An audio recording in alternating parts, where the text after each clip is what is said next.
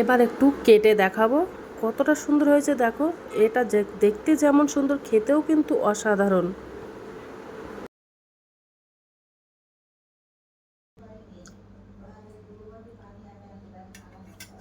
Hello বন্ধুরা, তো আজকে আবার অন্যদিনের মতো নতুন একটা রেসিপি নিয়ে আজকের রেসিপি পাকা আমের পুডিং। তো চলো রেসিপিটা শুরু করি। এই পুডিংটা বানাতে আমার আম লাগবে, পাকা আম। তো দেখো, বড় সাইজের আমি দুটো পাকা আম নিয়ে নিয়েছি। এবার আমি আমগুলো কেটে নেব। আমগুলো কেটে দেখো ছোট ছোট করে পিস করে নিয়েছি। এবার আমি একটা মিক্সার গ্রাইন্ডারের জার নিয়ে নিয়েছি। মিক্সার গ্রাইন্ডারে দিয়ে আমের পিউরি বানিয়ে নেব। দেখো, আমের পিউরি বানিয়ে নিয়েছি। দেখো, একটা ছেঁকনি নিয়ে নিয়েছি। এবার এই আমের পিউরিটা আমি ভালো করে সেঁকে নেব, ওর থেকে যেন কোনো আঁশ না থাকে তার জন্য। ভালো করে সেঁকে নেব আমের পিউরিটা।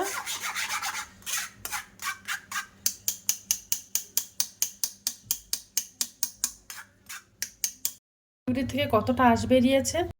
সেঁকা হয়ে গেছে। এইভাবে সেঁকে নিলে আমের পুডিংটা একদম জেলি মতো হয়। প্রথমে আমি একটা উনানে কড়াই দিয়ে দিলাম। এবার গ্যাসটা অন করে দেব, দিয়ে এবার ভালো করে জাল করে নেব এই পিউরিটা।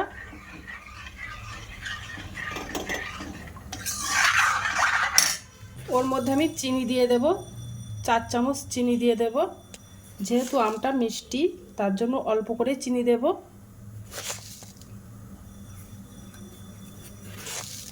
তোমরা চিনিটা একটু বাড়িয়ে কমিয়ে নিতে পারো। দিয়ে এবার ভালো করে জাল করে নেব।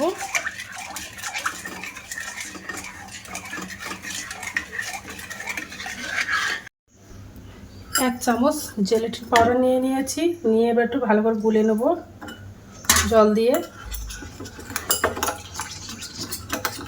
আচ্ছা, আমের পিউরিটা নিয়েছিলাম, ওই আমের পিউরির মধ্যে দিয়ে দেব জেলেটিন পাউডারটা। দিয়ে ভালো করে মিশিয়ে নেব।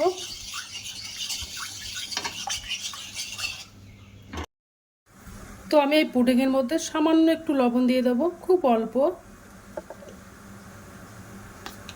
এই লবণটা দিলে টেস্ট আরও বেড়ে যায়, তার জন্য দিয়ে দিলাম।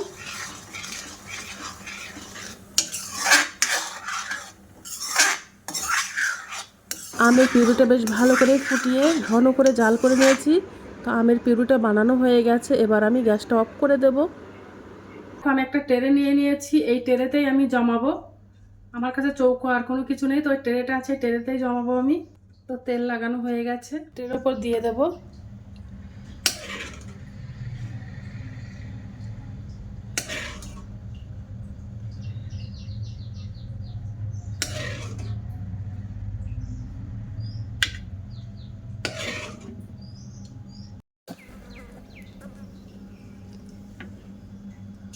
এটা 30 মিনিটের জন্য ফ্রিজে ঠান্ডা করতে দেব।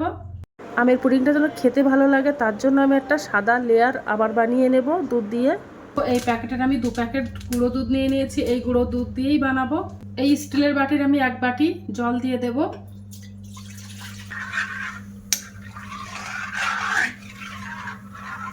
এবার আমি ওর মধ্যে চিনি দিয়ে দেব।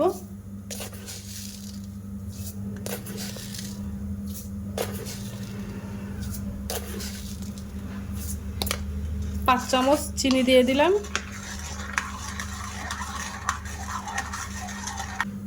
ওর মধ্যে একটু সামান্য পরিমাণে লবণ দিয়ে দেব। আমি 2 চামচ জেলেটিন পাউডার দিয়ে দেব। ভালো করে একটা বাটিতে আমি গলে নিচ্ছি।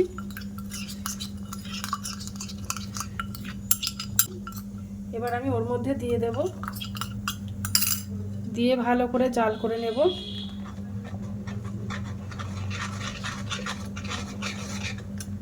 এখন তো আমের সিজন, তো তোমরা এইভাবে একবার হলে বাড়িতে এই পুডিংটা বানিয়ে ফেলতে পারো। এই পুডিংটা খেতে কিন্তু দুর্দান্ত লাগে। ভালো লেগে থাকলে আমার চ্যানেলে একটা লাইক, কমেন্ট, শেয়ার এবং সাবস্ক্রাইব করে দেবে। এই যে আমের পিউরিটা নিয়েছিলাম, এই পিউরির উপরে আমি সাদা অংশটা দিয়ে দেব। দেখো অনেকটা জমে গেছে আমের পিউরিটা। এই আমের পিউরির উপরেই দিয়ে দেব এটা উপরের দিকে দিয়ে দিচ্ছি।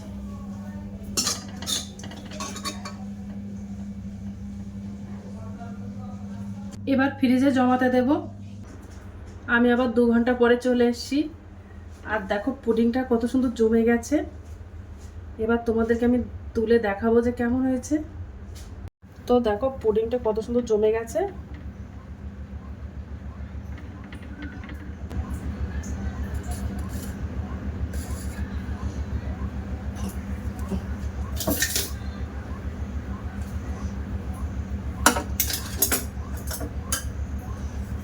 এবার আমি পুডিংটা সাইড থেকে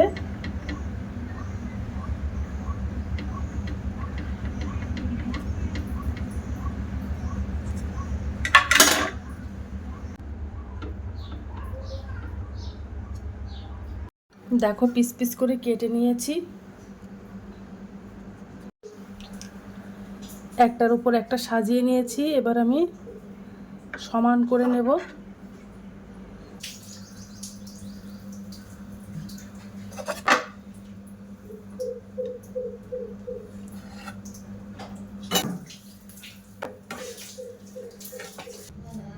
দেখো পুডিংটা বানানো হয়ে গেছে, কত সুন্দর লাগছে দেখতে। পুডিংটা তোমরা একভাবে বাড়িতে ট্রাই করতে পারো। তো আজকের দিনের মতো ভিডিওটা এখানে শেষ করছি। আগামী দিন আবার একটা নতুন ভিডিও চলে আসবো। তো টাটা, বাই বাই, সবাই ভালো থাকবে, সুস্থ থাকবে। দেখো কত সুন্দর লাগছে পুডিংটা। পুডিং